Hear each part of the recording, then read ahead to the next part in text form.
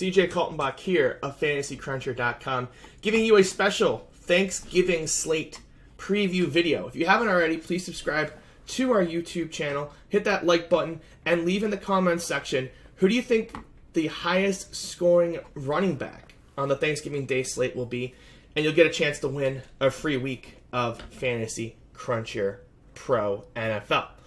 All right, let's do it. We're going to cover all the positions. We've got 3 Thanksgiving Day games. We've got the Saints and the Falcons as the nightcap. Of course, Detroit is playing in their traditional noon slot. They get the Bears. And then Dallas hosting the Buffalo Bills. Let's start with quarterback. Obviously, Drew Brees and Matt Ryan are going to be the highest 2 owned quarterbacks on this slate. They're playing each other. This is the highest total of the 3 games by far. 48.5 compared to a 45 in that Dallas game, and 38.5 in Detroit. Why is that Detroit total so low? Well, Jeff Driscoll is limited on the practice report, and it might be David Blah, the former Purdue quarterback, starting. He's 4,200 on DraftKings. If he starts, I suspect he'll draw some ownership.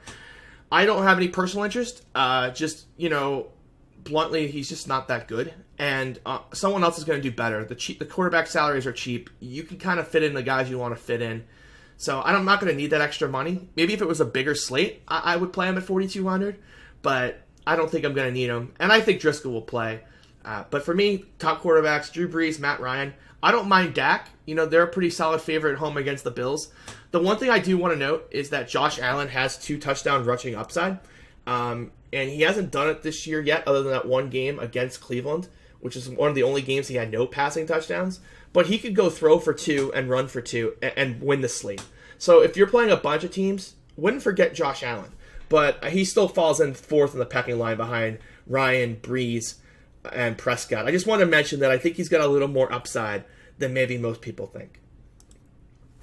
At the running back spot, you've got your studs, Kamara and Zeke Elliott. It's going to be tough to fit both in, but if I can, I will.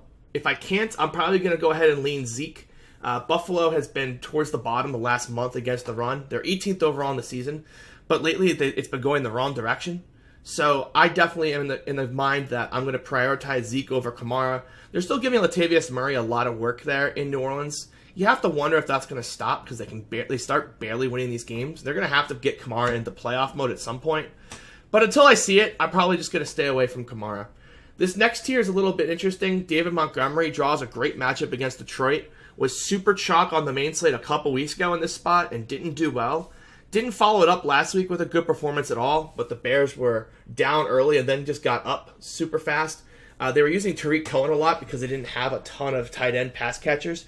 And that situation is still the same. They're down to their 3rd and 4th string tight ends this week.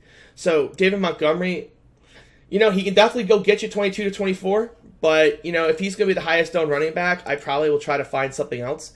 I actually really do like the Chicago passing game here. Tariq Cohen, $5,000. He's been getting involved here. The targets have been going up 4, 6, and 9. I think he'll get about 8 targets and about 8 carries in this game. So 16 touches for a 5K running back is really about as good as you can do. For the Falcons, we'll kind of have to see what the status on Freeman is. He practiced in he would have been limited on Monday, which is good. He had been not practicing before that. I think he finds a way to get back for this Thanksgiving game. So 5,100 for Freeman, I would definitely do that. If he's out, Hill, Allison really don't move the needle for me. Would rather just pay up for some of these higher price running backs and find some value wide receivers.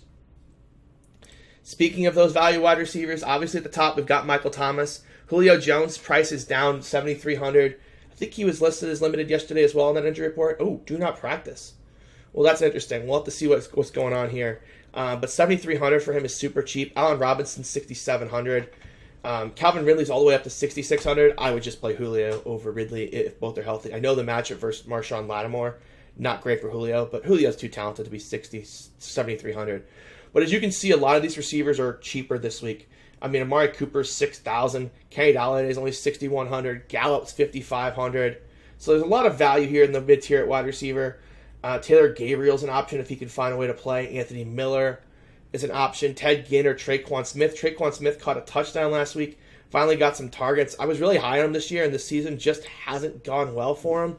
Got hurt. had trouble getting back on the field. But the guy's super talented and definitely could explode in a spot like this.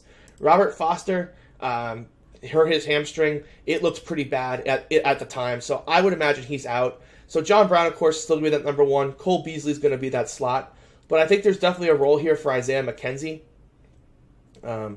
He was inactive last week, but I think that he will be active this week and definitely might even play over Duke Williams, for example. So definitely keep an eye on that. I think whoever is starter for Buffalo is another value option as well. And then Javon Wims for the Bears. If those other guys above can't go, he should grab a couple targets in this spot. We'll see what happens with the Bears injury reports. But, if Gabriel can't go, then I think Wims would be the winner there as well. Tight end, oh boy. Looks like Austin Hooper is going to miss one more week. And it makes sense. It's the Thursday game. He gets 10 days after this to return. So I think we're one more week without Hooper. TJ Hawkinson got hurt in that game on Sunday. Looks like he'll play, but keep an eye out on that. Jared Cook is an option. Jason Witten's an option.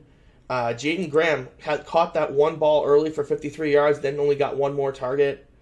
I'm still optimistic on him. I still think that they're going to need him over the middle of the field. He's kind of more of a dart throw at this point than a solid play, but it's a 3-game slate, and there really aren't a ton of great tight ends, so certainly I don't mind taking a dart throw on a guy who's been playing a ton of snaps so far this season. Dawson Knox is an option, and then whichever of the Bears tight ends starts, I think it'll be Jepster Horsted.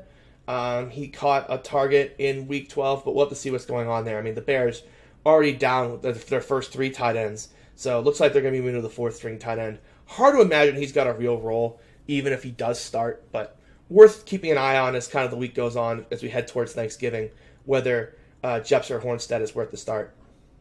Defense, this is definitely an interesting spot. I think a lot of people are going to play the Lions at home against Mitch Trubisky. I kind of think Trubisky could perform well in this spot. Kind of a do-or-die spot for him. I think everyone's given up hope on him. And the Lions secondary is one you can beat. I think the Bears defense is a little interesting against whoever starts for Detroit. Kind of got to see who starts for them first. Don't mind the Saints against the Falcons. Matt Ryan takes a bunch of sacks. That's an option. I think Dallas against Buffalo is an option. If Josh Allen doesn't have a good game, they could be successful. There really isn't the slam dunk defense, though, on this slate. I think all 6 defenses have merit in tournaments, which is really nice. It's hard to say that. We haven't seen that a lot. Last week, I liked 2. This week, I could see us playing any of the 6 defenses. So kind of see which quarterback starts for the Lions. I think that makes a huge difference. If it's the 3rd-string guy, I like the Bears the most. Otherwise, I think there's merit to playing any of these defenses in tournaments. So probably the Bills the least likely I would play, but, Falcons, Drew Brees can get sacked and throw some interceptions. He likes to throw the ball. So, again, I think there's merit to all these defenses, but if I had to pick one early on, I probably would lean towards the Bears against Detroit, but I also don't mind the Saints as well if you need it. That's it for this Thanksgiving Day 3-game slate preview. Again, if you haven't already, please subscribe to the channel. Hit that like button. It really does help us a lot. The normal quarterback, wide receiver, running back, tight ends, and defense videos will be out here a little bit later in the week. I'll be recording those probably today, tomorrow, and Thursday, so keep your eye out on those. And with that, guys, we'll see you next time.